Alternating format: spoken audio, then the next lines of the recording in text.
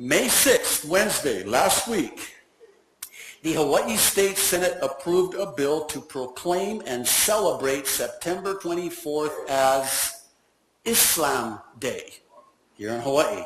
It made national news. One News Now asked the question, did you say aloha or Allah? Associated Press, despite the objections of a few lawmakers who said they didn't think the state should honor a religion connected to September 11, 2001, the resolution to proclaim September 24th as Islam Day passed the Senate on a 22-3 vote. This bill was previously passed by Hawaii's House of Representatives. The bill recognizes what it calls the rich religious, scientific, cultural, and artistic contributions that Islam and the Islamic world have made. But the Senate's two Republicans argued that radical Islamists cheered the 2001 attacks. They also noted that other religions didn't have a special day honored. The lone Democrat voting in dissent opposed it on church-state separation grounds. Then Fox News. Hawaii's State Senate overwhelmingly approved a bill Wednesday to celebrate Islam Day, Wednesday, May 6th. The Senate, two Republicans argued that a minority of Islamic extremists have killed many innocents in terrorist attacks. I recall radical Islamists around the world cheering the horrors of 9/11. That is the day all civilized people of all religions should remember, said Republican Senator Fred Hemmings, to the applause of more than 100 people gathered in the Senate to oppose a separate issue, same-sex civil unions. Some of you were there. The resolution to proclaim September 24th as Islam Day passed the Senate on a 22-3 vote. It had previously passed the House and now goes to the Republican Governor Linda Lingle. Republican Senator Sam Slom argued that the United States has become too sympathetic toward Islamic extremists. I don't think there's any country in the history of the world that has been more tolerant than the United States of America. And because of that tolerance, we've looked the other way a lot of times. And many thousands of our citizens have been killed by terrorists, said Slum, a Republican. So, September 24th likely will be declared and proclaimed Islam Day.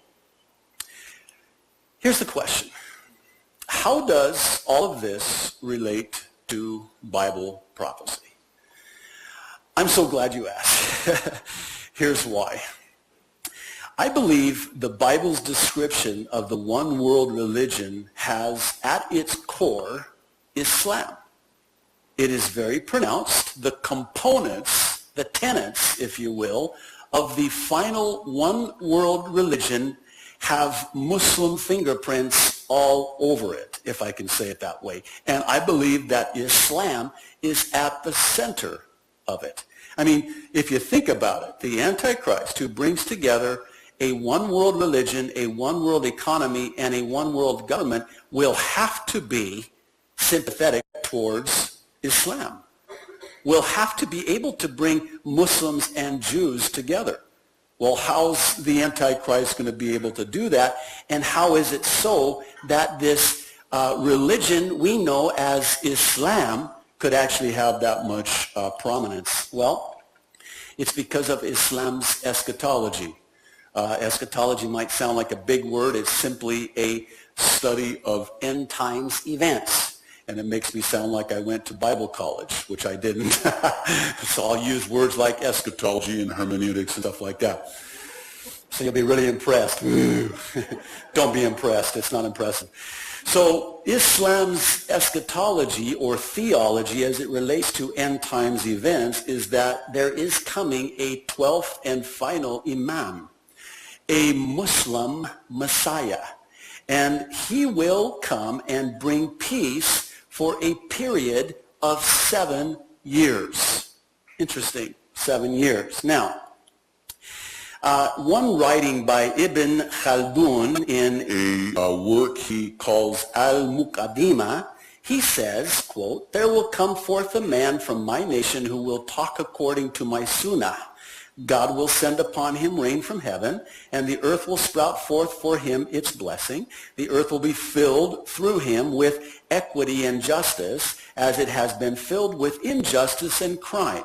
He, speaking of this Muslim Messiah, will direct the affairs of the nation for 7 years, and he will settle in Jerusalem.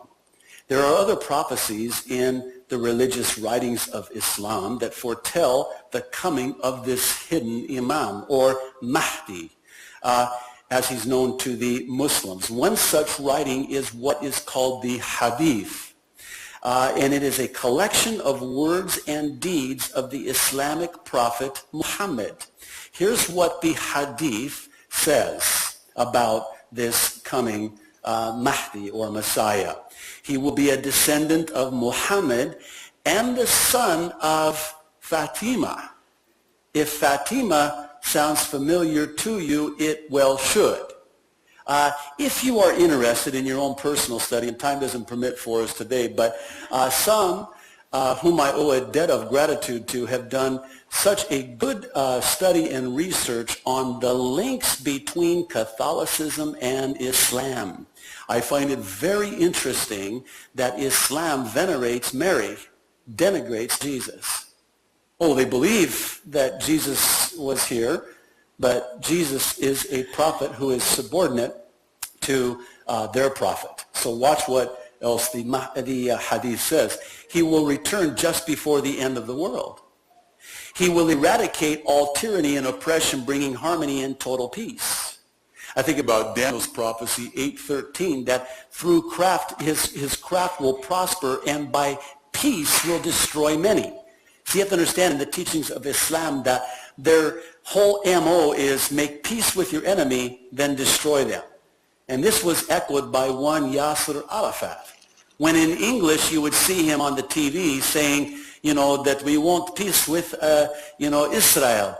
And then in Arabic, you would hear him say, peace with Israel for us means the destruction of Israel. So that's the whole gig, and that's what Muhammad did, and Saladin after him. They would make peace with their enemy, and then once there was this pseudo-peace, as it were, they would go in for the kill and destroy their enemy. And Islamic history is replete with examples of this. So, fourthly, he will lead a prayer in Mecca, watch this, with Jesus at his side following him. And 5, he will, listen, if that doesn't upset you, would you see me after the service?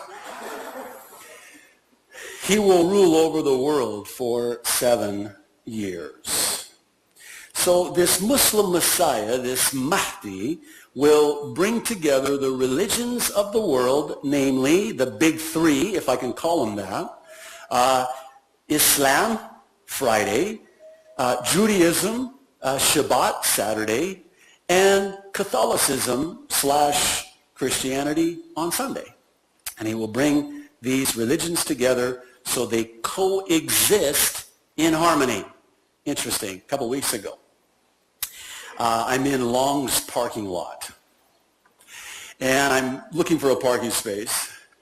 And I was about to park in one spot. I thought, no, that's not a good place. So I'll park over here. And I see this white Toyota Camry, just like mine. I drive a bus up 92 Toyota Camry, and this Toyota Camry was white also, and more bus up than mine. So I wanted to park next to it, to which my Camry was most grateful. Made it look good. So I pull up, and I get out of the car, and I'm walking by, and I look down at the bumper sticker on this other white Camry, and I was stopped dead in my tracks, and I had to take a picture of it. And as I was taking a picture of it, I was thinking to myself, I sure hope the owner of this car does not walk up at this time. Because, here I am, I got my, Simply Teach the Bible, Simply, Calvary Chapel, I got all my, Christian paraphernalia all over the back of my car, which is, of course, a lot nicer than their car. But anyway, so sure enough, I get my phone, I take a picture, and who walks up with a bag in their hand, giving me stink eye, but the person driving the car. So I say to them, wow, this is a really interesting bumper sticker, as I'm covering up the back of my car.